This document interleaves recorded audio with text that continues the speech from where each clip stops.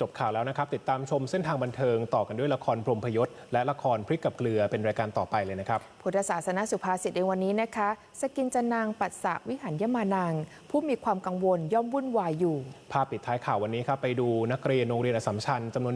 1,250 คนน้อมสำนึกในพระมหากรุณาธิคุณสมเด็จพระนางเจ้าสิริกิติ์พระบรมราชินีนาถพระบรมราชชนนีพันปีหลวงถ่ายทอดการแปลอักษรพระฉายาสาธิสลักษณ์ด้วยรักและอาลัยลากันไปพร้อมภาพนี้สวัสดีครับสวัสดีค่ะ